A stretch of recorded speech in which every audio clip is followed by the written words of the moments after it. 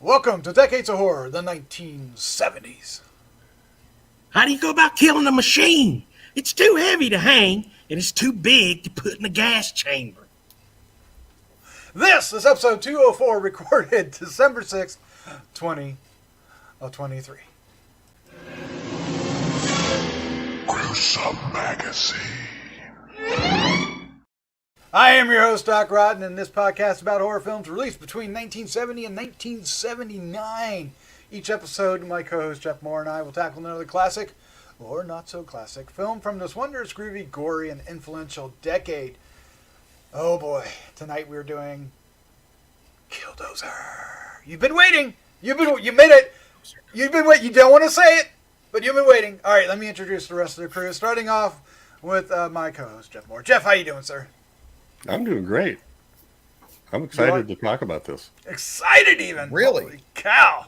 Holy cow. Also joining us tonight is Bill Mulligan, writer, director, special effects guru, all-around nice guy, and published author. Look at that. Holy cow. Yikes. Tell us what that title is and where you get it. For those of you who are just listening, it's called RAUM, A-R-A-U-M, and you can get it on Amazon. Just look up Bill Mulligan and choose from the many books I've published, but that's by far the one you want to get. Yes, and what is RAUM? It's about a lawyer who accidentally summons a demon. So it's got lawyers and demons fighting each other. Who wins? Who loses? We all win. The jury's out on that. Isn't that redundant? Isn't that redundant? The lawyer summons the demon. Oh, wait. I can't get over myself. Where were you when I was editing this thing? Also joining us tonight is Chad Hunt, Comic Cards, co-host of all the Decades of Horror, and also a writer and director himself. Chad Hunt, how are you doing, sir? I am extremely good. Oh, You see how far apart I'm holding my hands? You're this good? I'm extremely good. This good. All right. Well, I'm happy to hear that. Oh. It just shrunk. It's just like give him a compliment. He's not as good as he used to be. A cold breeze just came in the room. I feel about this good now. Yeah. Oh, my goodness. All right. We have a lot of fun things. This is going to be an interesting film because there's a lot of stuff to talk about this. But before we do, Sir Jeff of Mohr's a Lot has something to say about Play Now Media. Oh, I'm in a mood. Sorry. Yeah, we are partnering with Play Now Media, and in fact, all of the Decades of Horror podcasts are on a variety of their channels. And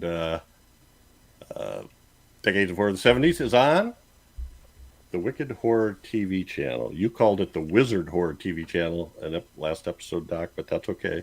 I'd like that title. We'll go with that. Well, and I call it the Weird Horror TV channel, but the Weird Wizard. Then they say, well, maybe we should start that one. What movies would you... No, Wicked Horror TV channel. That's the one. Yeah, lots of good stuff on there, too. I was just scrolling through it. A lot of stuff that we've done. Movies like, but not necessarily that we've done. Demon Seed is on there. Crucible of Horror. Count Yorga Vampire. Countess Dracula. Yay. Which we discussed. We need to do that.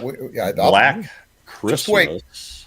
I'm dreaming of a black Christmas. So anyway, I Drink Your Blood. We've done that. I Monster. Horror Express. Ilsa, the Wicked Warden. No, we can skip that one. Yeah, not for family viewing. Yeah, well, I don't know. I don't know your family. Who knows? You don't know Jeff's family. I have the box set. Of course. Yeah. Why? The Blu-ray. Oh, I don't. Why does that even surprise us? I do not. I do. Yeah, you do. Don't backpedal that. I do not. Uh-huh. Thank you for that, sir. We don't believe you. What we're going to do tonight, we're going to get into Killdozer, the TV movie from 1974. We're going to start by sharing our first time that we saw this film and some memories of it and what we think of it. And after that, we'll get into a fairly in-depth discussion about the story, the writer, director, the actors, the bulldozers, we'll get about maybe. Yeah. And then we'll end the show with some feedback. So stick around for that. That's a lot of fun. Please hang out. And of course, While you're doing that, sitting there having a great time with us, and we know you will be, hit the like, subscribe, and share with a friend button so we can find more horror fans just like you. We're a That'd be awesome. family. That'd be awesome. Yeah. But what we want to do we want to Sourball. Do we do the card first, or do we dive into our first impressions? I've totally forgotten I think we do the card how first, we yeah. do this. Oh, our film this episode is Killdozer. In 1974, it was a TV movie directed by Jerry London, written by Theodore Sturgeon and Ed MacKillop, the teleplay. And there was an adaptation by Herbert F. Solow. And from the Theodore Sturgeon novella that first appeared in Astounding Science Fiction in November 1944. The cast includes and is limited to Clint Walker, Carl Betts, James Wainwright, Neville Brand, James A. Watson Jr., Robert Ulrich, and I take that back. There was one woman. Well, no, I guess. Do we ever hear her voice? We don't. He's Clint Walker's talking to somebody on the radio. I'm not sure we ever hear her voice. And there is a Caterpillar D7 or D9. So. But it doesn't talk. It doesn't have a line. It doesn't have a name. Yeah. Well, it does. Oh. Well, anyway, never mind. That's the book. Oh my goodness! And these two guys right here, you might think they're hiding or they're peering over to sneak up on somebody, but no. They're listening to the bulldozer blade. No, I think the guy in the back is checking the ass of the guy in the front. It does look that way. Could be. You've been doing squats. And that is Carl. Oh my God! What? Two constant companions in my youth. On television. Okay. Woo. Thanks for the clarification. Take care of me or anything like that. Okay, so keep going, Jeff. Production company is Universal Television, filmed at the Indian Dunes in Valencia, California. Release date was February 2nd, 1974 on the ABC Saturday Night Suspense movie. A short synopsis. An archaeological expedition brings... Oh, well, what the hell? I copied that in there. Oh, I didn't see any of this in the movie. Did I doze that's off? not right at all, Jeff. What happened? Just, I'm going to edit this, so just hold on, you guys. I can't. Well, in fairness, they probably used the bulldozer to bring her. So no, you just didn't see it. You can leave it. I leave them all the time. Come on. Oh. So the synopsis is: a small construction crew on an island is terrorized when a spirit-like being takes over a large bulldozer and goes on a killing rampage. Has nothing to do with Egyptian queens. At least we don't believe so. Well, you never know, though. There are no young girls in this movie. No. No old girls either. Young bulldozers. But strange things do start to happen. There's a picture of Veronica Lake, but we don't even get to see it. I know. Wow. But she was what? She was cool before the definition of cool was born? That's right. There you go. All right. I have a question before we get started. This is a Universal Television movie. Does this mean that the Killdozer is a Universal monster? Chad, what's the answer? I would say so. All right. All right. But he's not on any of the marketing stuff ever. No. Well, I want Killdozer. Hey, was he in House of Frankenstein? No. So, no. Everybody else would. All right. Well, let's go ahead and get into this. Let's determine when did we first see this? What was our first impression? And does this film hold up today? That'll be the questions. Who picked this? Yeah. Who? All right. Oh, there he is. Jeff, Sourball. you, sir, Sourball. Mac Sourball. Are up first. Well, actually, Oh, you got to be kidding. No, absolutely. How does this stuff happen? Mikey Z and Gregory Crosby both recommended this. And it wouldn't surprise me a bit if Jerry Chandler says he's been telling us to do it for years. But I'm sure he has. I don't know. I didn't write it down if he did. It's been coming up. It's been coming up. And in fact, I think Gregory Crosby said this is better than, you should do a real machine on the rampage rather than Mulligan Maximum Overdrive. Yeah. It is better than Maximum Overdrive. And so I checked around, and as usually happens, you know, I was going to pick it before, but I couldn't find a good streaming version, and the versions on YouTube have improved somewhat. They're not great, but they're pretty good at this point. Or if you have this Kino Lord Blu-ray, Oh, look at great. that! Oh my God, look at that! Oh wow! I should be amazed at that, but I'm not. No, I've had that forever. Well, so the second thing we've had people recommend it. Number 2, I'm a huge Theodore Sturgeon fan, and in fact, okay. I have the complete 13-volume set of his stories. Oh wow! From I think it's the Atlantic Press. Are they good?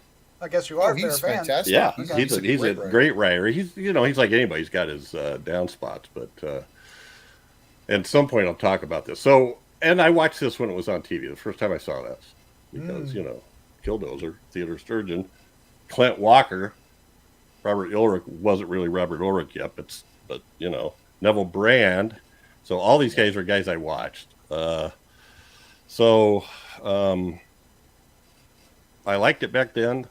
I'm of two minds now. Sometimes I can watch it and really get into it. Other times I'm like going, how long do I have to watch the bulldozer turning around, cracking up and going forward? And then other times I'm going, hey, this is pretty good. It makes sense. It goes in sequence and all that stuff. So, it's sort of like a slow speed duel with more kills in it.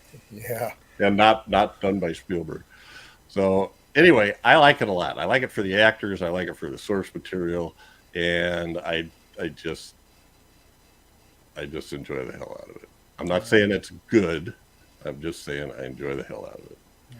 If you've seen Deadpool movies, you got a taste of it when Deadpool was on the Zamboni and chasing the one guy down. That's kind of what it was like. All right, sir. All right, who wants to go next? I think Bill Mulligan does. Bill, when did you first see this? What was your first impression? Does it live up today? I'm sure I saw it when it first came out because I pretty much watched everything. We only had a few channels, and I doubt that there was anything on that would have been better than the premise of a killer bulldozer. But I think I felt then, as I feel even more now, yeah, you're right. This does remind me of Duel, in the sense that it reminds me of why Duel is so much better, and why we still speak today of Steven Spielberg, but Jerry London, not so much. There's Shogun. Okay, keep on. Yeah, fine. He did a lot of stuff. He did a lot of TV stuff, and this is a TV movie. It looks like a TV movie. It feels like a TV movie. It's got TV movie written all over it. I'm sure they had a short filming period and not a big budget. So for that, it's fine. It's fine. Of course, Duel also had a small budget and everything, and there just isn't any effort here to give the, I'm going to sound stupid saying this, to give the bulldozer any personality. Now, admittedly, that's a challenge because bulldozers don't have a lot of personality, but you could use more angles, and there is some effort there. But when he cocks his blade back and forth at it, and sometimes the lights kind of look like eyes. I mean, we'll see the Marvel comic later where they just said, "Hey, we've got to punch this up a little bit," and I love the concept there. They obviously couldn't do that. The problem is bulldozers are by nature very slow, and this is like four guys trapped on a island with a mummy who's walking like Karis, old school Karis, not Christopher Lee, where he's got one gimpy leg, and you're like, if you guys really put in the effort, maybe split up and walked at a brisk pace, not necessarily jogging, just a brisk pace, you could get away from this thing. But no, they don't. It's just kind of slow moving. There's not a lot of there. We're never given any reason for why it's doing this. It's some alien presence. I don't know. I don't know how I would have fixed it if they gave this to me. And the story's great because I love Theodore Sturgeon, but it's just not that visual. But you know what? I can see where if you saw this when it first came out, especially if you were a young kid, what little boy doesn't love bulldozers? Hasn't imagined, and what grown ass man hasn't imagined what it's like, if you could just get a bulldozer and just go to town. And indeed, that did happen. There really was a guy who did. Oh, there this. was. Yeah, and it ended horribly, and it was tragic. And I don't mean to make light of it. Wasn't that a tank? No, there was a bulldozer too. There is a tank. There was a tank guy too. But the bulldozer guy, and they reference him as Killdozer too. So when you search for him, some of the movies are Killdozer. Killdozer this movie, and other ones are going to be about that guy. There's a documentary on it called Tread on the. Oh boy.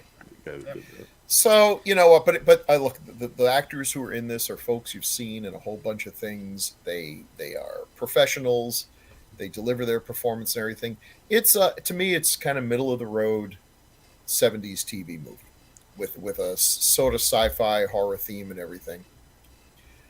I'd kind of like to see someone take another crack at it with more of what we can do now and just sort of give this thing some motivation. Why is it hating people? What is the purpose here? What is it doing? We are never given clue one what this entity is and why it's angry.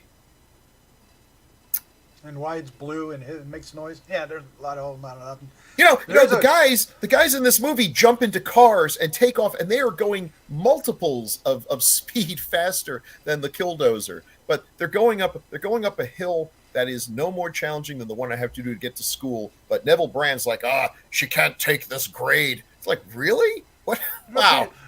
It was full of gas. I mean, it was sand. Too. Yeah. Okay. All right. I mean, there you could stretch and you could buy it. Yeah. Yeah. And of course the tank. Sorry, reference the other thing. But the bulldozer did go to the Michael Myers school of chasing people. Oh yeah, he sneaks up on you like a ninja. I was really kind of getting my hopes up when I saw, because I'd forgotten the bulldozer versus steam shovel, because when I played with my toys in the sandbox, that was pretty much the premise. Bulldozer versus steam shovel. Ooh, and listen, I choreographed a much better fight, quite frankly, than they did here. They needed bigger hands. Anyway, Chad Unser, when did you first see this? What was your first impression, and does this film live up today? I saw it on TV when it first came out. And loved it.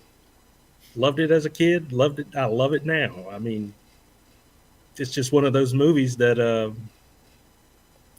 Well, let me tell you the secret to watching this movie.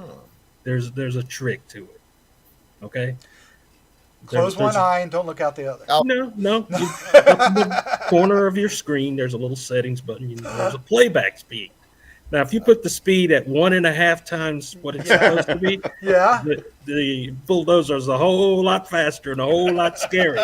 Chaz speaks wisdom. Oh my God, that's so awesome! That's so awesome. I love it. Especially the scene where people look a lot more frantic. The one guy's sitting in the Jeep and they're this far apart, and dozer's coming like this, and the guy's going, Take another breath. And the bulldozer's still coming like this, and then goes, smashes the guy. But hey, Chad, if you set it to 3 times speed and play yakety sax in the background, that's even funnier. Even funnier. And the sounds that the Killdozer makes are hilarious, hilariously funny. And but no, seriously, I dig this movie a lot. And I can't remember if I read the comic first or saw the movie first. But the comic came out first or not. Yeah, I can't remember which one came first. But I dig this a lot and still do. And Maximum Overdrive can't hold a candle to it. You got to admit that much at least. I don't know how many bargain bins you went through, but every bargain bin had copies of Killdozer in there waiting to be bought for like a quarter or 10 cents. And nobody was buying it. But for me, it still holds up because I dug it so much as a kid. I still love watching it. Okay. All right. Yeah, I'm gonna. This is a stupid fucking movie. What are you guys talking about? It is. This movie is so dumb. I was thinking, like, was this, and apologies to Theodore Sturgeon, but I was like, was this written by a 6-year-old? Because it felt like a 6-year-old said, what would happen if a Killdozer came running around and they, rah, rah, rah. Yeah, it just felt like a kid wrote this movie. I'm surprised, I don't know anything about Theodore Sturgeon, but apparently he's a very gifted writer. I'm going to parlay that to other stuff and see if his other stuff is good. We'll give you some recommendations. This is dumb. I had a blast with it.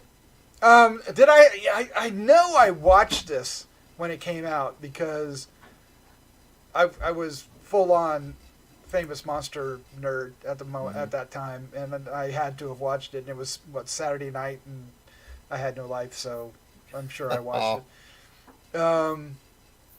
But it's no, I can't say this. I would rather watch Maximum Overdrive this movie again. I'm sorry. I don't know. Like, I'm on that camp. It's definitely like the suspense is kind of like totally lost on the filming of the bulldozer coming after people, and it's like and it literally is. It feels like that scene out of Deadpool when he's after that one guy and he's just trying to get away on the ice. I was laughing so hard. I was laughing. The only thing I'll give it is the guy you were talking about on the beach in the car, because he's like, he gets drunk and he lost his best friend, and he wants to. He has. I think they were a little more than best friends. He took it really. He took hard. it really. Really hard. He had a lot of stories. No pun intended. Boy, but he wanted to go swimming like they used to, and so he was heading down there. And he, mentally he had given up, so he was just like, "Okay, I'm dead." So I kind of didn't. I was like, "Yeah, okay, just give up. That's fine. Squish." The funnier one was like when they're driving along and it comes out of nowhere and knocks the truck over. And the one guy has the ability to get out, but the other guy, the guy you'd rather not die, doesn't. Right. But anyway, I read the comic. I did not keep the comic, Chad. I kept the Invisible. They did the Invisible Man, right? They did Invisible Man. They did Dr. Jekyll, Mr. Hyde. They did Killdozer, and then I kept the other two, but I did not keep that one. I don't know what happened to it. Well, at least the comic, the Killdozer had a little personality in its face, the way it was drawn. Yeah. It had the little eyebrow thing. I think that's only on the cover, though. Yeah, it's only on the cover. That was Dick Ayers, right? Dick Ayers did that, right? Gil Kane did the cover, and Dick Ayers did the inside. But anyway, it doesn't matter. But that I was totally not a I had a great time watching it, though. However, again, over this past few days, and I was just. It just was amazing how they. I just don't know how these 6 actors, or at least 5 of them, because Robert Urich didn't have to really deal with it terribly long, took it so seriously. I mean, they played this thing straight. They play it straight. They are. I mean, how do you do that with this dialogue and this thing coming at you? The battle between the Killdozer and what is the steam backhoe, shovel. the steam shovel thing? That was a lot of fun. And the Killdozer won. No spoilers. But anyway. So, and what was most amazing was, hey, this little island off the coast of Africa looks just like Southern California. In fact, just like where MASH was filmed. I wonder how that happened. But yeah, this is going to be so much fun talking about the nuts and bolts of this. Yeah, especially since the opening scene is the meteor clearly crashing into Africa. So, well, the island's supposed to be outside of Africa, so it actually, well, that makes sense. I think it's at 200 miles off Africa. Or something. Okay. Yeah, so it actually landed where they were. But it didn't look like Africa. It looked like Southern California. Well, actually, looked like the globe that I have in my classroom. I mean, it didn't really much look like planet Earth in real life. But yeah, airbrush some clouds on there. Yeah. Oh my gosh! So yeah, this movie. Did everybody get a chance? Everybody got a chance, right? So Yeah, sure. I before we get any further, I believe there's something we need to do. But surely there's no taglines for a TV movie. You think there might be? Ooh. So in that case, it is now time for.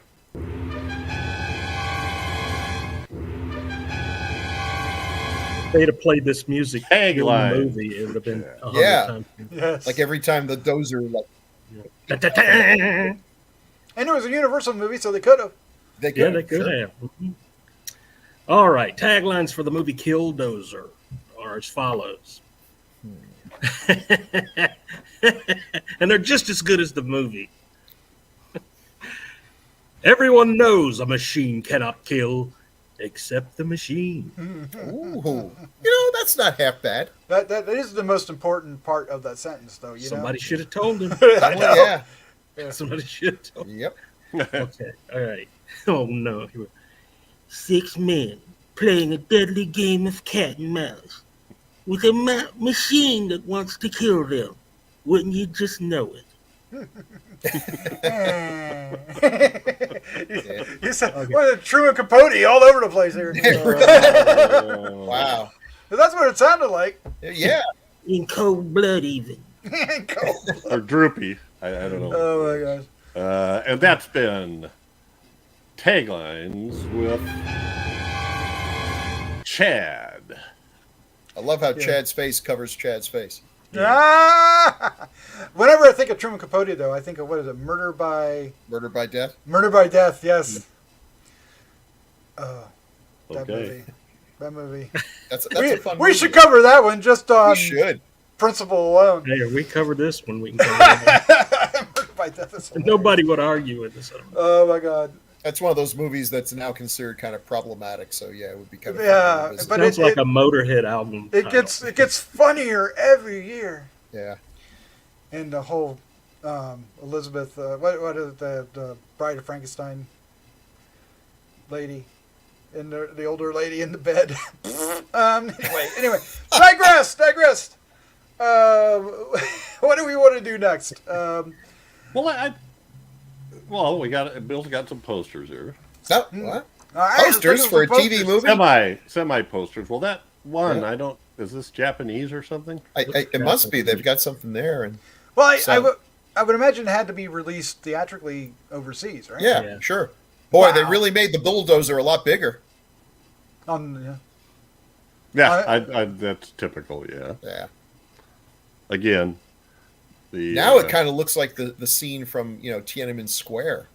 that bulldog, that thing's bigger than the Golden Gate Bridge, I think. Right. We got the steam shovel battle, and Yeah. peeking out And of it's the bottom. every bit as exciting as I remember it. And apparently, this is the TV Guide ad. 8:30 p.m. God, kids today, they have no idea how great TV Guide was. TV Guide, it was a little thing. It was about this big. It came out, was it Oh, it was Thursday awesome. or Came Wednesday? out every Wednesday. I think it was For the next week, right? Yeah. And I spent the next hour or two going through it, looking for any good horror movie that might show up late at night. And I did the same. That's when you learn that the how good a highlighter was. Yep. Yeah. Oh, and an so alarm just to clock. show you what links I go to make sure we have accurate information here. Wikipedia said this was on February 9th. IMDb said February 2nd. So I dug a little further and found a website that I really can't remember the name of, something like those 70s or something. And one of the things they have is they have television schedules for every week. Wow. And so Far out. the whole time. Because it was The only whole time. 3 or 4. whole Yeah, well, time? every day. Yeah. So on February 2nd, 1974, it ran opposite MASH, Mary Tyler Moore, and the Bob Newhart Show on CBS. And on NBC was Emergency and a television showing of Silent Running.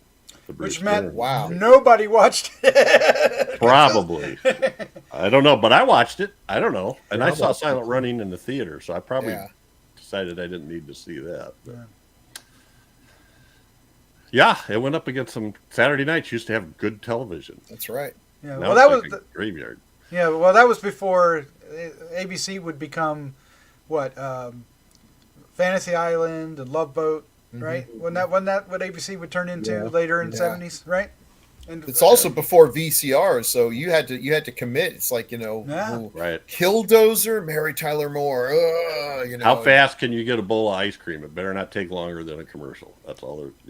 So I wonder what time was MASH on? Because if MASH was on at 8, we probably watched MASH and then switched it over. These overlap. Some I don't remember exact times, but yeah. No, you could have watched MASH and gotten back to this and not missed a whole lot. You could have watched everything and got back to it. He's still after the guy. Oh man! But I think I don't think I had it. I think I had the little black and white TV by '74. Because did you guys ever have like a little teeny black and white with the little? Oh yeah, I had one that was globe shaped, and little antennas sticking out. And had a radio down. We had one for vacation when we went north to Minnesota for our summer vacation.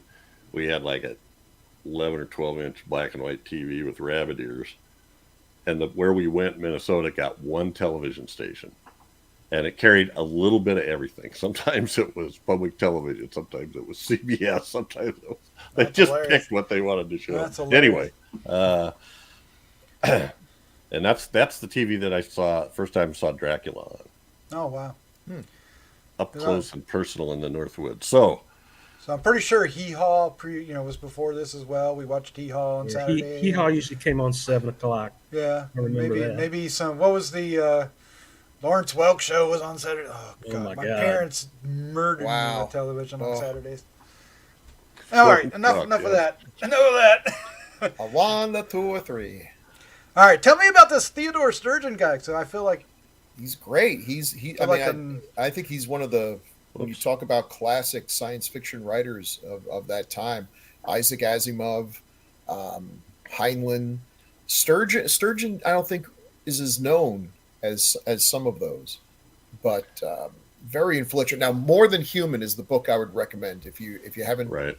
It's a marvelous book, absolutely great, way ahead of its time. It's kind of X-Men, it really get the whole mutants and then of course those are two. He did 2 Star Trek episodes because Star Trek early on reached out to real science fiction writers to try to get them. And the 2 episodes he did are great. I think that the top one, Amok Time, is just one of the. It's got to be in everyone's list of top 10 original series. And episodes. Was I don't want to say parodied, but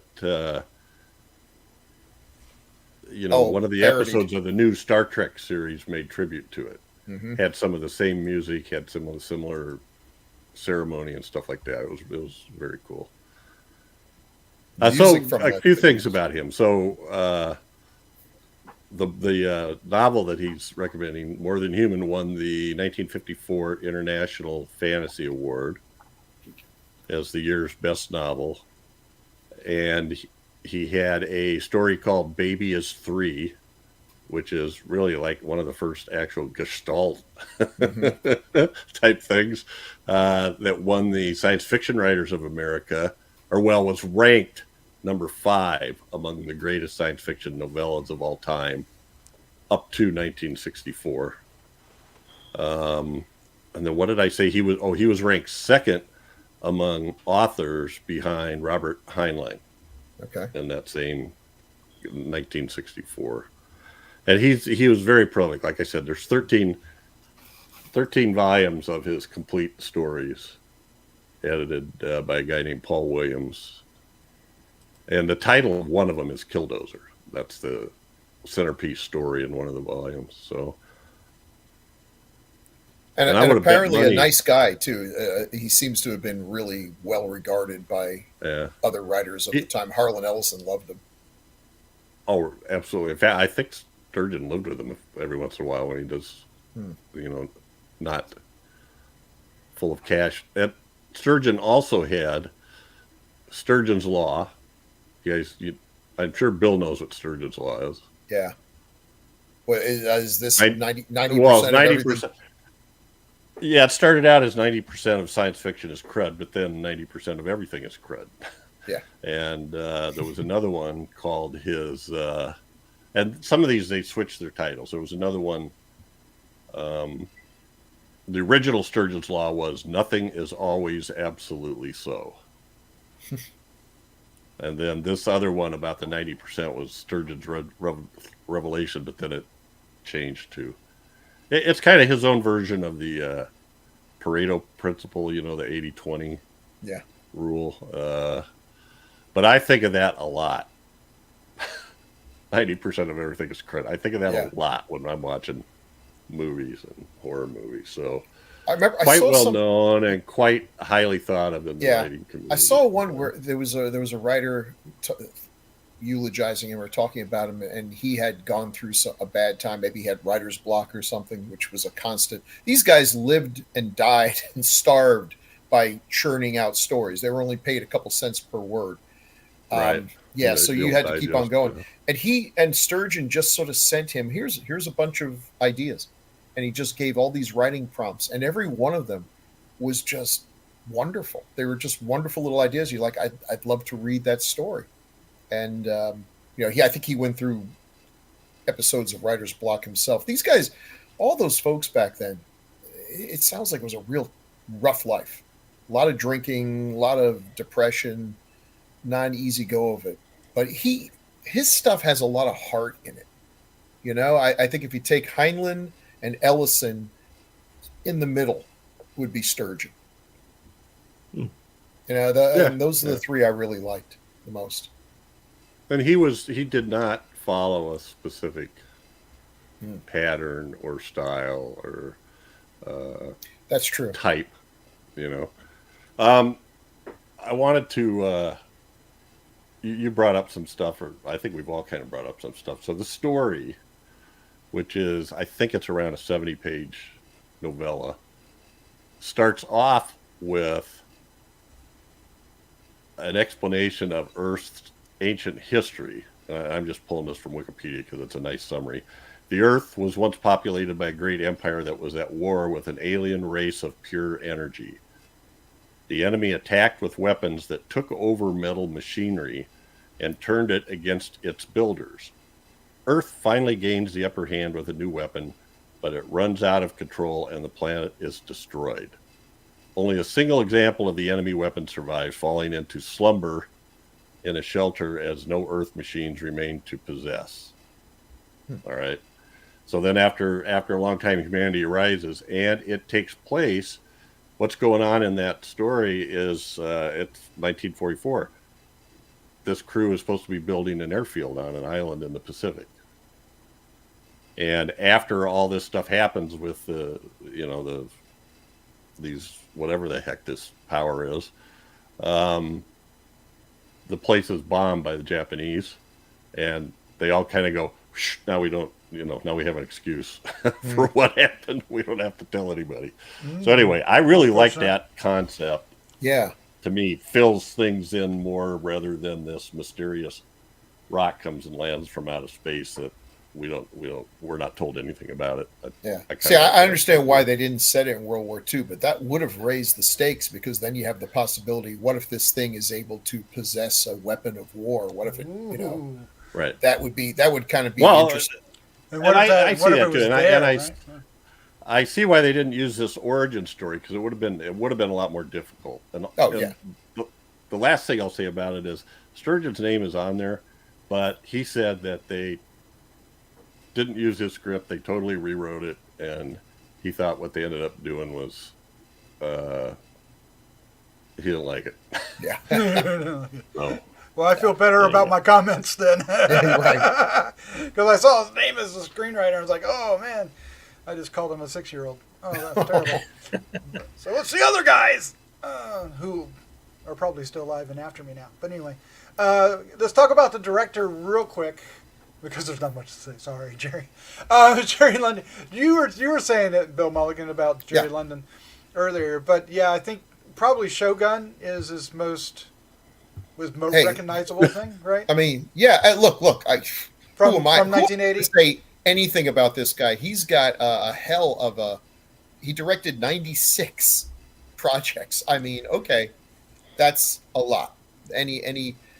Well, he definitely has that television style. I mean, there's nothing wrong with how they filmed this. I mean, it is. I was surprised how. Yeah, I was surprised how solid the film looked. I mean, it didn't look trashy or junky or the only thing that it definitely looked TV, but it was TV, so it didn't look out of place in that respect, right? Because even when you watch it now, I don't know about your Blu-ray, but on it's in the square frame still, the 4 by right. No, it's something. The original. Yeah.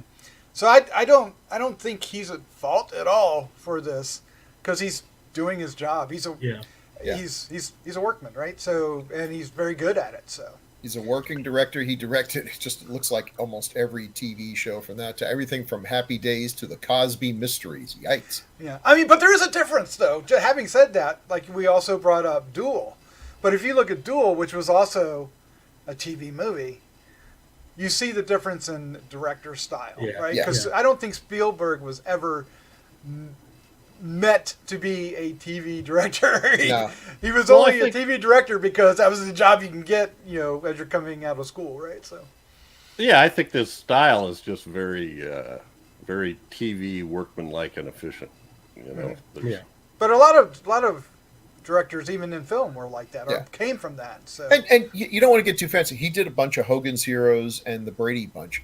If I watch an episode of the Brady Bunch and we're doing Dutch tilts and all kinds of fancy zooms, I'm like, okay, who's getting a little too big for their britches here? A shot that follows the football spin slowly as it hits Jan in the mouth or Marsha in the face. Oh my gosh. Marsha. He was nominated or this for 5. Crazy look up of Vincent Price as he comes out of the cave. Yeah. He was nominated for 3 Primetime Emmys. Well, there you go. $6 Million Man, 6 episodes. Yeah. I bet Shogun was one of them. Shogun, it was one of the nominated Emmy nominations. That was Shogun was 1980. 1980. It was that was very a huge good. deal. Yeah, we made a big point of watching that. Yeah. That was a huge deal. Can we? We don't normally do this, but can we mention who composed the music for this? Because it's interesting. It's Gil Millay, Melle, with a little at the top of the E. The reason why I bring this up is he did the theme music for Kolchak, the Night Stalker, and it sounds and Night Gallery. Mm-hmm. So he did the theme music for Night Gallery. He also did certain music. This was all right there in the same period, Yeah. It sounded. There were certain tones that he used. That heavy bass, that showed up in those shows. And he had this weird sort of metallic chinking electronic. Yeah. I don't know if that was part of the score or sound effects, but it seemed to fit into the score. He did all kinds of things. He was involved with the $6 Million Man in '73. I don't know if he doesn't say he did the theme for it that we all remember, right?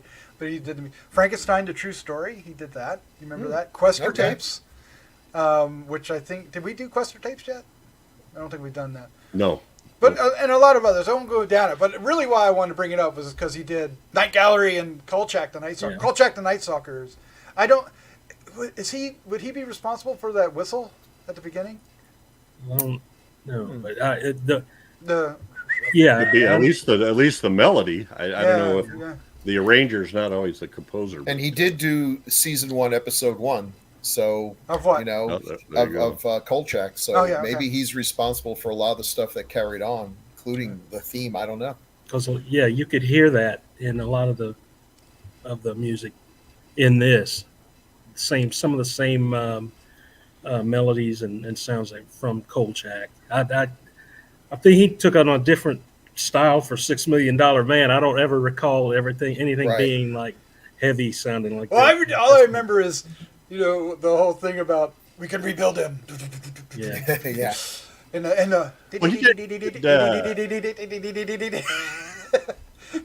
Now we got to pay royalties. Yeah, right. Yeah. But he also did the Andromeda Strain. Okay. He did the Sentinel. You remember that from '77? Oh God, dang, yeah. And Blood Beach from 1980. Well, we got to throw a stinker in there somewhere. I like Blood Beach. Do you? That's cool. It's that special. Good for you. How sweet. This is another movie we have to do. There's one called A Cold Night's Death. Oh, absolutely. We got to do A Cold Night's Death. But I can't find a good copy of it yet. Oh, there Robert are no Culp good and copies. Eli Wallach, and he did the music for that as well. That's a really I'm not sure the original was a good copy, but it's also known as the Chill Factor. And you know why we got to do it? Because it's got my version of Chad and Hands. It's got killer monkeys. Oh, killer monkeys.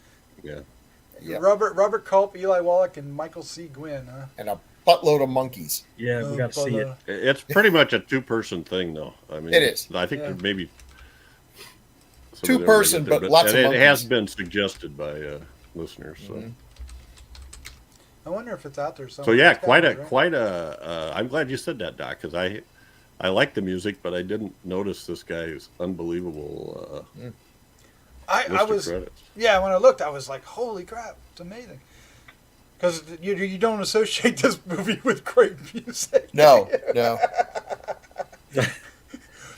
All right, I'm going to shut up now. Now I know I'm responsible for the sound effects, but they were really silly. I mean, next to the only thing that would have made it worse is if we had a slide whistle or something there. My god, that would have been. I like them. I love the shots of them trying to like grab the thing and do something, and it wasn't doing anything, or hit the pedals, and then like it looks so. They're getting a crap beat out of them by all these whatevers. Hey, you know what? I Here's something they could do if they're afraid of being killed by the Killdozer. It's moving so flippin' slow. Just get in the Killdozer. Well, that was worse. Go for a ride. They kept spraying like shit on them, and they would.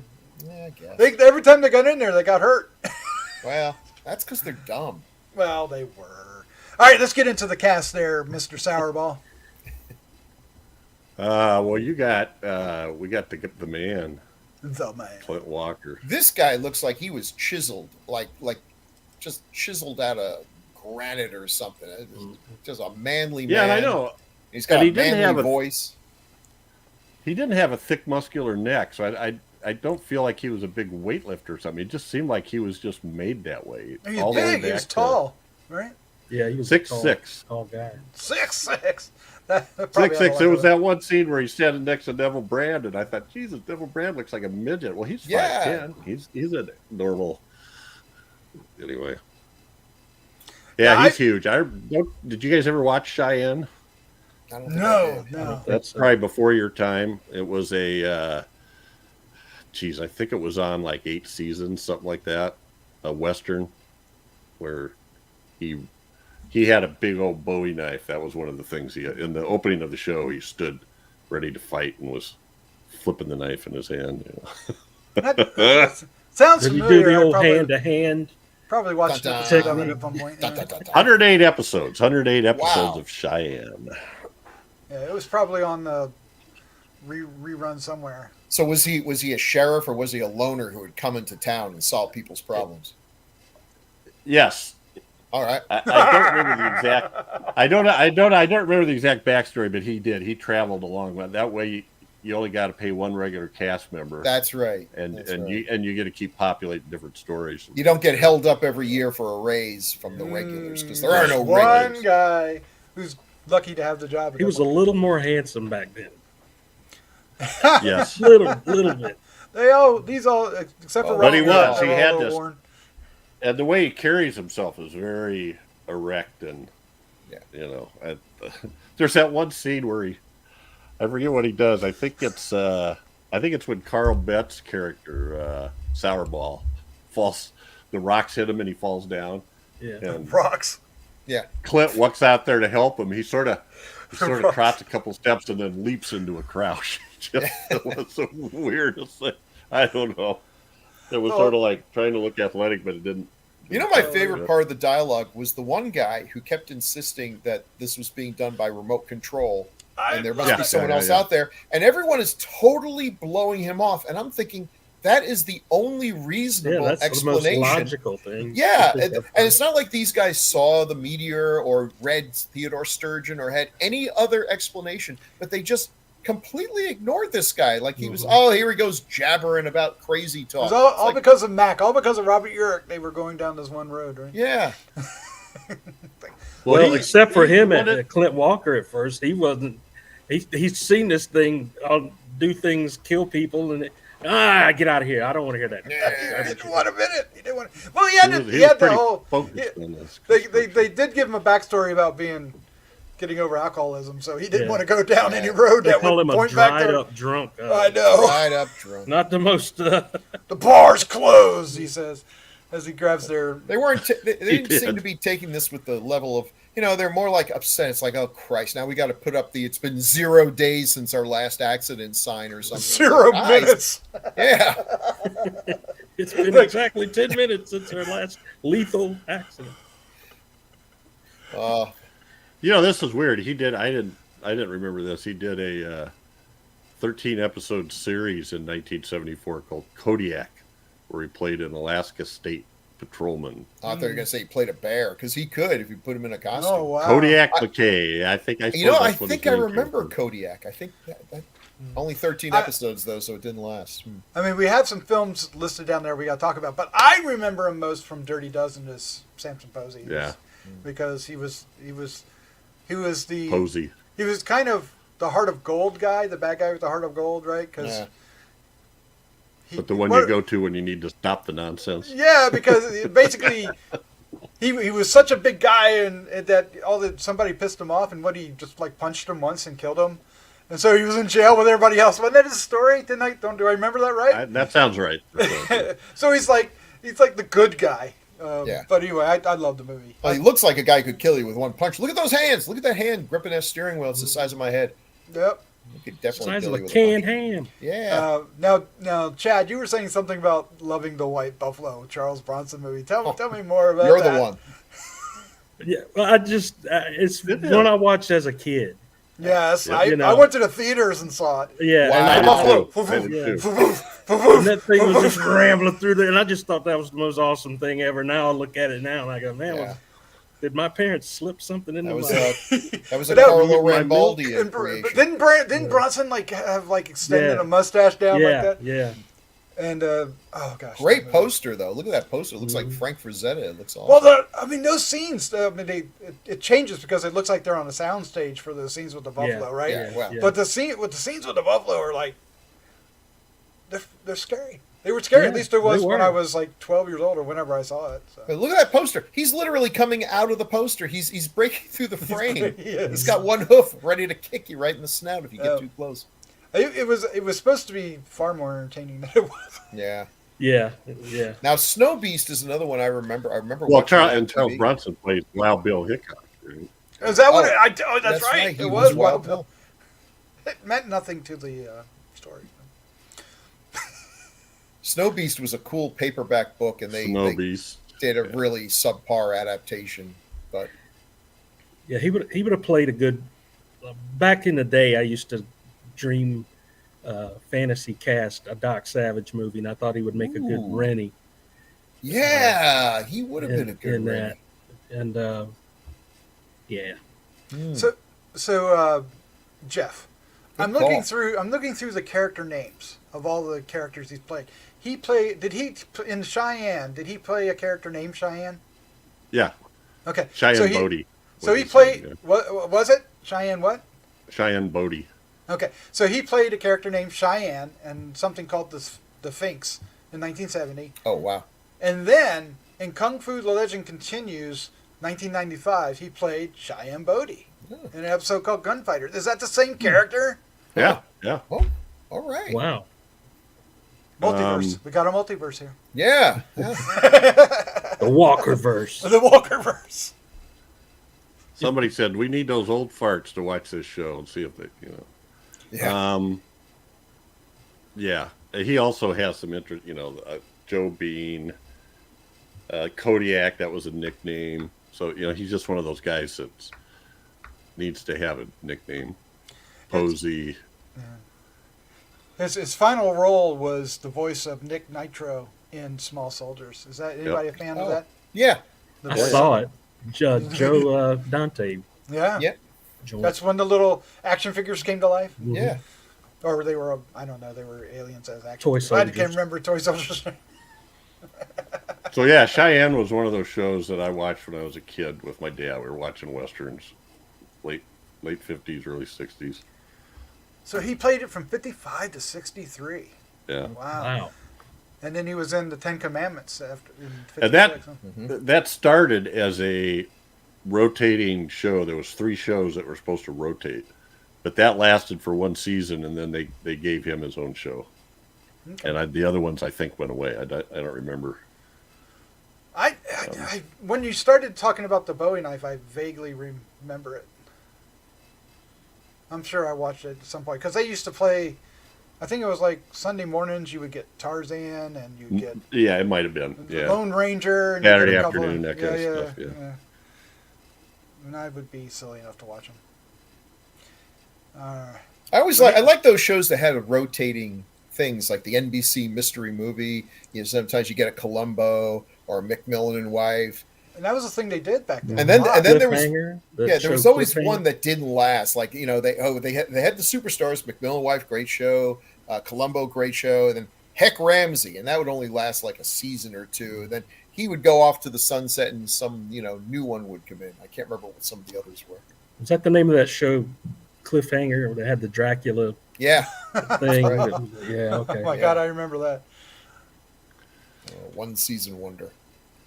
I watched every episode of that. Yeah, me too. That wasn't enough apparently. Can I ask why? Okay, once shit goes down, why did they keep wearing the helmets? The little hats. Because that's proper procedure, Doc. Safety. You don't want OSHA coming out to some Yeah. remote island. Down I the was middle. like, What? that did not look like a comfortable wearing garment. You could I see don't know OSHA why coming you 100 keep that miles on away. your head. They wouldn't have stayed on their heads that well either. I No. don't think. Well, the guy who got run over by the Killdozer, they were pretty much only able to identify him by the dental record that was preserved because he kept his helmet on the whole time. That and his steel-toed shoes. Well, there was one scene where Clint's hat was cocked sideways. You could only see one eye after one little. I think that was style, man. He was styling it. Maybe. Just else? a reminder too that Scream of the Wolf was a Dan Curtis movie. Ooh. Oh. And is that a werewolf film with an actual wolf Yeah. as the werewolf? Well, I think it's a. People think it's a werewolf. I don't think it ends up being a werewolf. Yeah. I can't remember. Because there's about a half a dozen of those that came out in the 70s. Yeah, Dan Curtis did a whole string of those Yeah. things. So. Trying to think. I don't know. Because I get them all, like they all become one movie Right. in my head. But who else is in this movie? Well, we got Neville Brand. Yeah. We've done That- some stuff what- with him. There's a character actor face. There's a if face I for ever radio. saw one. Oh my Boy. God. Look at that. Puss. I was watching this. I was watching Killdozer with my brother last night. What an and, unfortunate looking. I was watching That's what the Killdozer doctor with my told us brother not. last night, and we were talking about the. He's in a movie called something like The Deadly Tracker with Richard Harris, and he had his somehow or another. He's a bad guy, and his hand has got cut off, and so what they replace it with is a chunk of railroad rail. So he has like a that long a piece of railroad rail as one of his hands. That seems less useful than just a stick. Oh, it does, and it seems like it would be incredibly heavy, but he wields it. It's just hilarious. And then I always get these mixed up. I think it's Laredo, or is it Laramie that he was in? I love the movie Without Warning. I do too. That's, It's, is that 70s or 80s? 80s. That's right? 80s. 1980. It came without warning, is how I saw it. Yeah. It's a sort of a proto Predator. Yeah. So much so it Creature. even actually has the actor that ended up. Yeah, in the- Kevin Peter Hall. Yeah. Yeah. And And I it also- love. Oh, go ahead. I was just going to say. It also had Martin Landau and Jack Palance in there. Oh, a too. great cast. And I love and the a lot movie more Evils than of the Night because if I have guests that are staying too long and just will not go home, I put on Evils of the Night, and that'll usually clear out the room pretty fast. Nah. It ain't good. Clear out the room. I think he plays a janitor, and he's the best thing in it. But stinker. This one's for I think Daphne. that's on Tubi, I think. Yeah, well, Evils of the yep. Night. Yep. I can't find Without Warning anywhere though. That's the Yeah, that seems to be one of those little ones that kind of slips out there. Mhm. Now, Eaten Alive we've done, and Eaten Alive is great. Yeah, I love boy, Eaten you Alive. can't. Yeah, Toby Hooper. Yeah. He was in. This is just for Daphne. He was in That Darn Cat. Oh wow, That movie. darn cat. That. Darn. He's a great actor. He Yeah. is. I mean, he can. So he played Al Capone in the pilot episode of The Untouchables. Wow. Yeah, I could see a younger version of him being Al Capone. And he played Al Capone the same year in a television movie called The Scarface Mob. Apparently he looked like Al Capone. Oh, I hate to see that beautiful face messed up with a prosthetic It scar. seems like every movie that he's in, they got to rub dirt on his face. Yeah. You know what? Let's get some dirt on that. He's in the Twilight Zone episode 2, The Encounter, where him and George Takei are trapped in an attic in Hawaii. Once they were posing, and they're stuck with all these war trophies, including a samurai sword, and they're trying to fight each other. And he was in a ton of film noir, even to classics like DOA, the one with Edmund O'Brien, and Kansas City Confidential is a really good one. You just go Guessing through. he played a lot of the heavies in those. Yeah, Naked City, Where the Sidewalk Ends.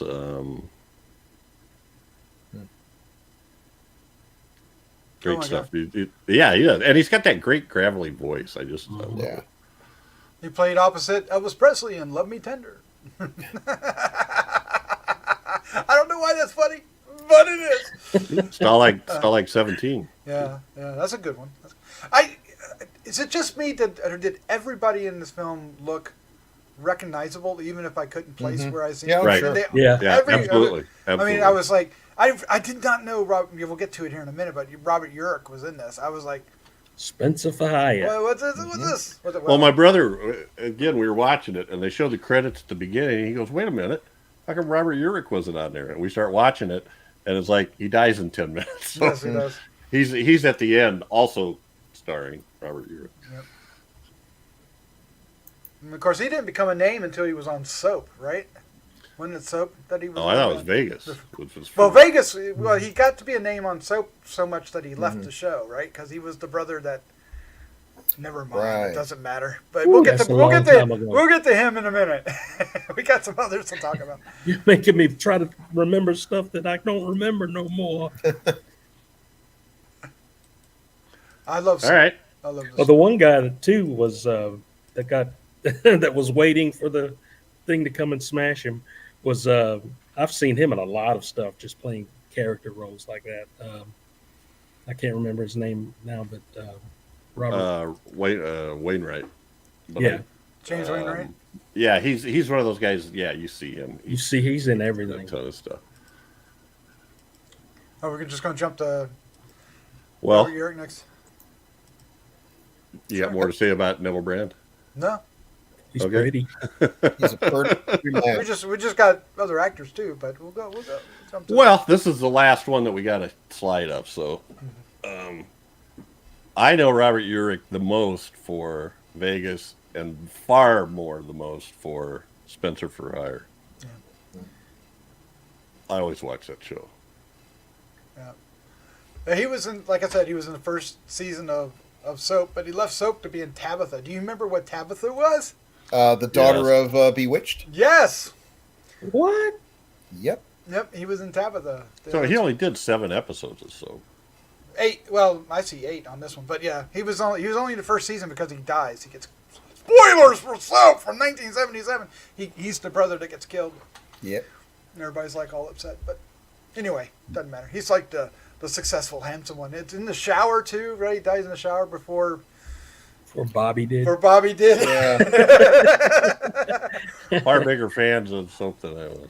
I love I mean, that I remember watching it, but I've never Benson watched it came from once. soap. Benson I watched more episodes of Benson than I did soap. Yeah, I like soap. My mom and dad wouldn't let me watch it. I don't remember anything. Of course, about by the that Ice time Pirate. I'd seen The Exorcist, but Oh, sure. Yeah. He was in the television version of Bob and Ted and Carol and Alice, or Bob and Carol and Ted and Alice, Right. which flopped. They did make 12 episodes, but nobody watched No. it. It was an R-rated movie, and they tried to turn it into a TV show that would have been PG at best. I mean, Now he was in SWAT. And he was my wife loves SWAT. But I couldn't tell you if I ever realized he was in it. Oh, you know what else he was in? He was in Magnum Force. He was one of those cops. Oh, right. Yeah. Okay. Ooh. Right next to David Soul. And Ice Pirates. If you ever saw Ice Pirates. There are people who love that movie, but I'm sure I saw it when I was a kid. I don't remember a blessed thing about it. I remember seeing it, but I probably watched it on HBO or something like that, and loved it. Thought it was the funniest thing because they grow old real fast. It's never mind. I tried to watch it again, like maybe 4 or 5 years ago. Oh my God, it's so bad. it is not Put funny. some stank on it next time. Don't sugarcoat it. Now the whole aging thing still works. It isn't as funny as I remember it, but whatever. Well, the whole aging thing isn't as funny anymore. No, that might be part of it. It's like, well, hey, I already did that. I'm offended by it. But yeah. Oh, I forgot he was in Lonesome Dove, too. I did too. That was a huge. All right. Robert York was a huge. Because of Vegas and Spencer for Hire, he became a name, right? Wow, I feel like he was before that for some reason. Why? Is it because of? Because of Killdozer. Killdozer, absolutely. Oh heck yeah. Yeah, I don't know why. I'm trying to. Why am I not seeing this? Vegas was. God, it seems like stuff just disappears off of here. Yeah. When was Soap? 77. Vegas. Okay. Vegas was 79 or something. 80. So that must have been. And Tabitha. So he probably maybe he did ads for hemorrhoid cream. Who knows? But he had a face that definitely stuck in your head. 3 episodes of The Love Boat. He was definitely on his way to stardom, doing his rounds. I mean, and he worked with Wes Craven, so there you go. He worked Invitation to Hell, right? So that's kind of like when you see what was the movie that we did where Harrison Ford was the teacher? Oh yeah, and right before he did Star Wars, Operation Suckfest or something. Yeah, it was terrible, but yeah, he was in it. It's kind of like that, Boy, I can picture the poster. I mean, Possessed or Possession. Possessed. Oh yeah, something. Yes. Spitting the nails. Spitting the nails. Yes. The one that was supposed to be the next Kolchak. Yeah. Okay. Oh, nice try. Because he catches on fire and jumps in the pool, right? Yeah. I thought it was a little weird. Carl Betts was very well known to me. The guy that played Sour Boy. Sour Boy. He did I've seen him in a bunch of stuff. Oh, he did like 8 years as Donna Reed's wife or Donna Reed's husband on the Donna Reed show. Donna Reed's wife. I love it. That was progressive. Show. Yeah, that was ahead of its time, that show. And then he did a lawyer show in the late 60s called Judd for the Defense. I remember that. I remember that. Do you really? I don't remember that at all. I remember that show. Judge for the Defense. His did a clients couple of were Alfred always Hitchcock innocent. episodes. Donna Reed Show, 1958 to 1966, 272 episodes. Wow. That's a lot of bad TV. Donna Reed Show is great. I never got into the old comedies. The only thing I really liked from back then was the Munsters. Not even Dobie Gillis. Hey, Man, I love watched a lot of Dobie Gillis, and I just couldn't get it. I just couldn't picture Gilligan as anybody but Gilligan. Oh well, I saw Maynard G. Krebs first, right? And the whole soul patch was a thing long before Gilligan. Yeah. Well, he does have something in common with Neville Brand. He starred opposite Elvis Presley in Spin Out. Oh, cool. Why are we talking about Elvis Presley movies? Because we can. Because we're an hour and 15 minutes into the podcast. That's right. Yeah. So he's got a night gallery. He's got a he's a well known. He died just like 4 years after this movie though. Oh. Okay, sad. Well, that brought us all down. Yeah, thanks. Well, I mean, it happens. He was under. Read the room, Jeff. Okay. Well, so you brought up James Wainwright, right? Sure. Somebody did, yeah. Yeah. So another guy, what's he got? He's only got 68 credits, but it's like episodes of Hunter, Stingray, Hardcastle, McCormick, Simon and Simon. He was in The Survivors. Let's see, a couple episodes of The Fall Guy. Dynasty, Magnum PI, Chips. So like every, Yeah, he was everywhere. And we Fantasy Island, Vegas. Another person that got that also starring at the end of the credits instead of the beginning was James Watson. Yep. Who's the guy that climbs in the little... Yeah. gets squished. Got squash root. I like... Clint Walker's yelling, no. I know. He's just like... What the hell did he think? Anyway. But he starred opposite... he starred in... co-starred, I guess I should say, in Quincy M.E. In a lot of the episodes. Has anybody seen The Possession of Hannah Grace? No. It's his last credit in 2018. It's a TV movie? No, just a movie, looks like. Oh. A movie. Love it. Theatrical movie.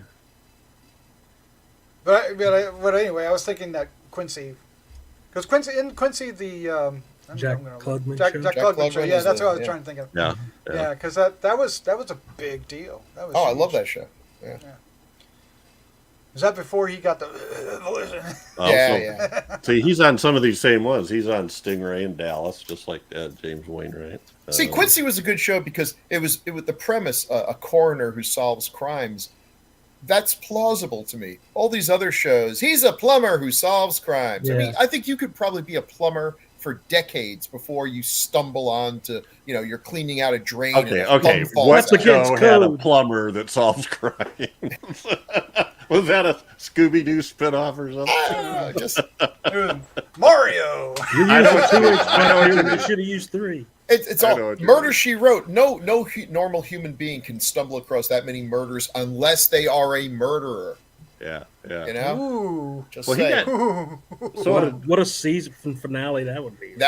I did it all. I framed every one of them. Oh my god. He also got into doing the late Rockford Files movies in the 90s. He was a recurring character and I saw at least 3 of them. I used to love that show. I loved Rockford Files. I have a Rockford File book, that goes all through the each Oh, episode. do you? Oh, wow. Yeah, and it has the voice message on his phone for each episode. Oh, wow. I don't always open that. That's insane. That's so cool. Oh man. I guess we should wrap this up. We will be talking about this movie longer than the movie actually. Or everybody else's movie. Well, wait a minute. We're talking about everything but. All right. We have some. We gotta look get the at rest of it. So We got that. There goes the rock. Rock about to hits hit Earth. The pristine, cloudless. Blade Earth. hits rock. There's the stunning Blade special hits effects. people. Blade hits people. It's blue. It's all blue light. What the hell are you talking about, Mac? Blue What That would have was made it all, cool if it had blood all over the front. Where did I read this? That was all rotoscoping. the blue stuff. They did. I mean, really, the only special effects was the burnt face of Robert Urich. Which they did well, I thought. He'd actually the way it was lit and everything. Yeah, because you didn't see it, but you could tell, right? Mm-hmm. And then he dies, mouth open, full of flies. People need to understand. This is just a few years before Star Wars. So when I say, listen, when I see Star Wars, and within like 5 seconds of this movie, I was just like, my eyes were like saucers. I looked like a Tex Avery cartoon. They're like, why? Because this is what passed for special effects. That was a dandy special effects for the time. And then all of a sudden, this movie comes out that looked like it was yanked from a future 500 years from now. It was such a cosmic leap over everything we'd had before then. Outside of Herbie the Love Bug 2001 Academy Award for Best Special Effects. That's what passed for Best Special Effects. And suddenly it's a whole new world. Although Battlestar Galactica, all those picked up where Star Wars left off. And just leapfrogged. Well, then we've got the action. The action, he said. There's the guy can't get out of the Jeep fast enough. Yeah. Well, and at the top, they end up electrocuting it. Yeah. Hey, because of the quote, they couldn't gas chamber it, they couldn't hang it, so but you could electrify electrocute it. That's right. The same thing they tried to do to the Thing. That battle was kind of cool, but it was really slow motion, and I remember thinking the steam shovel or the shovel and the bulldozer. I'm like going, okay, I'm looking at the size of that bucket, so that thing's got enough power to lift however much stuff will fit in that bucket. That ain't gonna work against this bulldozer. I'm sorry. It was a good try, though. Good try. Yeah. A for effort. A for effort. It's better than driving a car into it. He was kind of doing a rope-a-dope until he got on top of him. But okay, so as a kid, though, the center picture is every kid's dream. You're out in the sandbox. Oh yeah, you're doing and that. When you get bored of them, digging holes and stuff, what happens? They start banging into each other and fighting. You know what they needed? A wrecking ball. Oh yeah! Oh absolutely. Wow! A wrecking ball versus Killdozer. Well, there was nothing really out there to wreck, so that would have been it would have been cool. But I love it. They said we'll get all the dynamite and we'll blow it up, and then boom! They look over to things like, nope, not this dynamite. You're not. They just running over the dynamite. Yeah. I thought that was awesome. Well, that didn't work. And then now here's the thing you guys have brought up several times. Ah, yes, the comic. Yeah, look at that. See, the cover has fangs, but not inside. Yeah. It's got a face. It's got eyebrows and eyes and grill fangs. for a mouth. There's a good-looking woman there, which was definitely not on the island. Somebody getting squashed in the background. Yeah. So what do you think, Chad? And by the way, it's got a word balloon. It's speaking. It's telling them. Oh my God! It does have a word balloon. Mm-hmm. The thing called Killdozer. I think this was Dick Ayers. Dick Ayers did the inside, Dick Ayers did the inside. And Ernie Chan. Ernie Chan, it looks like. Or Ernie Chaw, whatever he was called by that year. Dick Ayers, who was famous for inking Jack Kirby on Fantastic As seen Four on TV.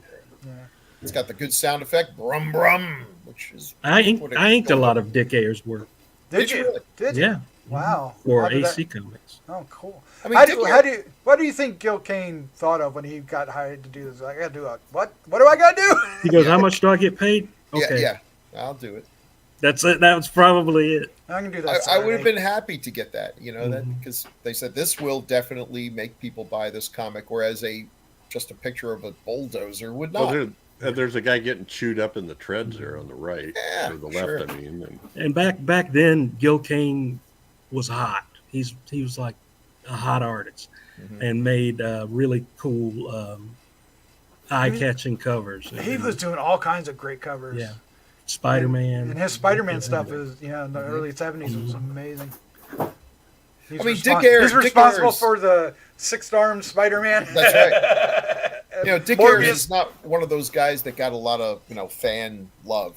Not at first. Not flash or anything, but he could tell a story, which to me, as I've grown up. Well, all those guys from back in that era could do that. That's what it was all about, is telling a story because they at this point they would have a plot to go by. They wouldn't have any kind of detailed Marvel method dialogue. It would just be on this page this will happen, on this page this will, and they had to go in and kind of be the director of this printed movie, and that Marvel still uses that. It's amazing if they still. And other companies would adopt it. I think even DC would adopt it from time to time, but they're more DC's more.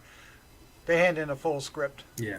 Mm-hmm. So not only did you have to be able to draw good, but you had to come up with shots because basically you're doing like movie for a movie you'd be doing storyboards. Yeah. Are you doing the dialogue too? The bubbles? No. Well, they would. No, they left that. Sometimes the bubbles would be there after you're done inking, which I like that a lot because it meant less things for me to ink on the page. I love that. Yeah. So, but yeah, it's you got to be able to tell the story, and the way it was always told is, if somebody picked this book up and it didn't have a word of dialogue in it, you should be able to pick it up and tell by what's drawn what's happening and tell the story.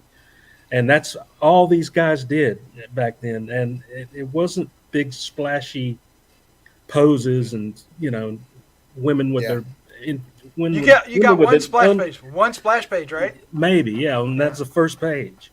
It wasn't just a bunch of beautiful people posing, and that kind of thing, and that's not storytelling. But it's this. We're getting off into something else here. but anyway, it was that was such a great era for comics. It was. Yeah. Gil Kane at that time was, for me, in the 70s, was an acquired taste. I didn't enjoy his stuff at first, but I've grown to absolutely love his work. Like you go back and look at like some of the early DC stuff he did. Before Green that. Lantern, early Green Lantern stuff. Way ahead, very statuesque. The Atom, and he would pick up after Steve Ditko on Hawk and Dove, right, like that. So. And he was like Gene Colan to me, that a very distinctive style that worked better for some projects than others. But I like Kirby and stuff like that. Yeah. Now Kirby was an acquired taste for me. Now you can't live without it. Now I can't live without. I can't get enough Kirby. So. Yeah, I don't know if you ever saw Gil Kane's Hulk in the Tales of the Astonished. Yep. Very different looking Hulk. Although he came up with the Abomination. He drew the Abomination first, right? So. That's interesting. All right, well, that's enough. Welcome to Comic Talk. We need to move on. Just to throw one more little detail in here, whether you just have to have the last word, don't you? No, I've been waiting patiently while you talk comic books. Patiently. The maximum forward speed of the D9 is 7.3 miles per hour. The average adult male can jog at 8.3 miles per hour. Yeah, I can outrun the Killdozer. That was sort of the... Well, I mean, so I read that before watching it, and I did notice that they were running in sand. Right. Because every time they run for it, be in sand, which is going to slow you down. Come on, admit it. You can't run in sand as fast as you can. And then the other guy was drunk. So somebody's got to fall, and you got to fall. Well, and to be honest too, because of the way the treads work, you'd think don't run just straight away from him. Run. Do the zigzag. But the thing just spins serpentine, around. Serpentine. Way you go. Yeah, serpentine. You know what else I can do that a Killdozer can't do? Swim. I mean, they're surrounded by the ocean. Why? Yeah, they laughed at him for that. Well, I don't know. This dozer, Wouldn't that be hilarious? If they did it, it would go underwater. Yeah, right. All right. Let's get out of here. Let's gotta stop. Where did I watch this on YouTube? Where did you guys watch it? YouTube. Jeff watched it on the Blu-ray. On his Blu-ray. It's very good transfer. Yes. Yeah. So check it out and let us know what you think about it. You got our opinion here, and I hope you enjoyed what we had to say about not only you got our opinion on everything. Everything. I hope you enjoyed it. But Sourball Jeff Mohr. I love that you put Sourball on there instead of Sour Boy. You put Sourball. That's great. What was it? Sour Boy or Sourball? What do you call him? Probably Sour Boy. I don't know. Okay. What do we have any feedback tonight? We have some. We do indeed. So these are all for episode 203, Blood from the Mummy's Tomb, which just went live today. Holy crap! Thank you guys. I think several of these are Patreon members, maybe that Yay! were able to watch it before. Hey, tell us about that. How do you get to watch it? Well, for how little a month, Doc? If you contribute, I think it's $5, $2. Anyway, That's you get small amount. You get cup of coffee. You can get Decades of Horror within a couple days of when we record it, as opposed to about 12 days to 2 weeks after we record it is when it goes live. So early stuff. You get to see them. You'll be the envy of your friends. Mm-hmm. All right, Blood from the Mummy's Tomb, episode 203. So the first one is Eleanor C. There's a lot of so Chad, would you like to take this one? I love this movie, says Eleanor C. And I was so happy you picked it. And not just because of Chad and the severed hand, although Bill's reaction was exactly mine when I realized there is a severed hand. Sorry, Chad. Sure you are. Great and extra funny episode as always. Thanks, Eleanor. Yes, thank you. It's always fun. And then let's go to Doc Fletcher. Fletcher. Fletchy McFletcher. Fletcher 2702 says, I love this movie. I own this movie. Valerie Leon is a goddess. I enjoyed the ambiance and the gross spots and that costume. Thanks for sharing this Hammer showcase for Val Leon. It's a cool one. Very good. Yes, yes, it is. All right. And Bill. Andy Morton. Andy Morton says, Valerie Leon. I sense a theme here. Yes. It's a fun film, and Valerie is iconic and goddess-like for sure. I enjoyed your discussion about Hammer, the film's troubled story, and the subgenre in general. Those early 70s contemporary Hammers are pretty hit and miss. Cue this one. Straight On Till Morning. Ooh. Yeah, maybe more miss than hit. I looked that up, and so I've never seen it. Check that out. I added it to our list. Oh, crap. And Chad. You'll know who to blame, Andy Morton. Would you like to take at least the first part of this one from, well, maybe this whole one from Jerry Chandler, so you can, give you a chance to respond to some of this. Jerry Chandler says, sorry, I'm just reading ahead a little bit. Dear Chad, I love this film. Well, good for you. I own it on Blue. Again, good for you. I watch it ever so often. When they announced it, I knew about the hand. All the scenes with the hand. You know something, Jerry? That's it. I'm not reading the next part. Okay. I'm not reading the next part. Golly. Well, Bill, you want to take that? Having hung out with Jerry a lot, the expression you had on your face when you were imitating how he was, that's exactly what he would do. As he was typing this, that gleeful expression. That's awesome. Jerry Chandler continues, I'm in the same boat as some of the crew. I like mummy movies, but mummy movies rarely feel like horror movies to me. This is one that didn't feel like a horror movie during most of its runtime. Not saying it isn't a pretty good film. This is a nice mid-range Hammer film, fun storytelling, good acting, wonderfully shot, and of course, severed hands. What an ass. In capital letters, no. And capital severed hands. But also, like Doc, I always wonder what this film would have been like if Cushing had been able to stay with it. Yeah. Now that we're doing films where severed hands are prominent elements and key story points, we're well on our way to finally doing Demonoid, right? Demonoid. He loves that movie. Unironically, no sarcasm. He loves that movie. Have we done the movie that's actually called The Hand? No. Is that's that 1980, I think. Okay, it's 1980. I was trying to figure out if it was 70 or Oliver 80. Stone, Michael Caine. Yeah, Michael Caine. The We Hand. have not done that. I would And know. we probably... And isn't he like a comic book artist or something? He's that's the one that set Did it me for on you? this Did it? path. That's Okay. the one. That he was an artist and he lost it. Oh Yeah. God. That's the Ugh. one that did it to you. Yeah. Oh, That's okay. why I have steered clear of that movie since the first time I saw it. And so we'll probably do that next, I'm imagining.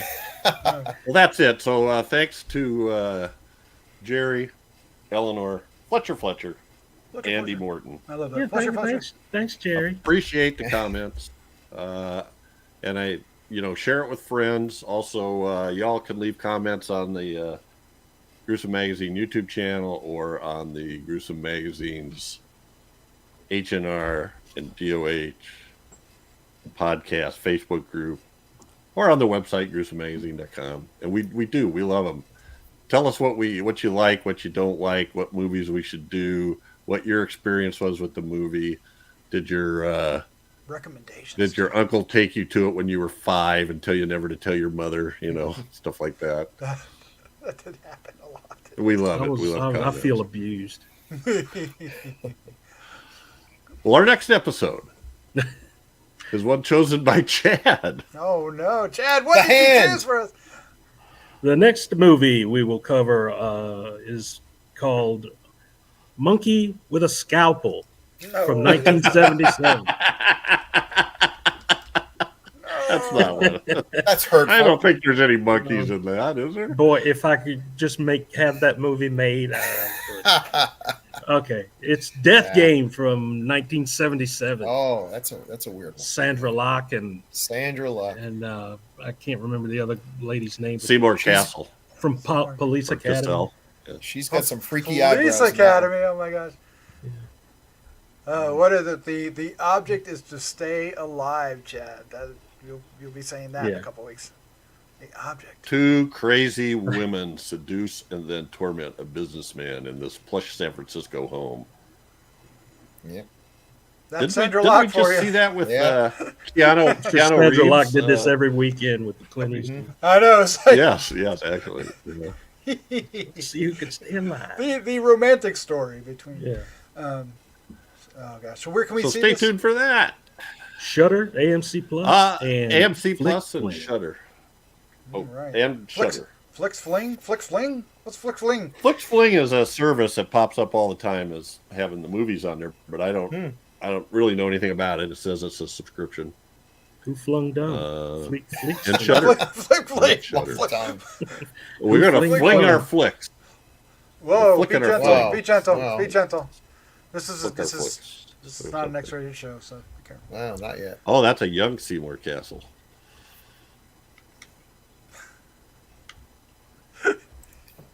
All right, that is the end of the show, ladies and Can gentlemen. we go home now? Phil, Jeff, Yeah. Chad, thank you for joining me. This is a lot of fun.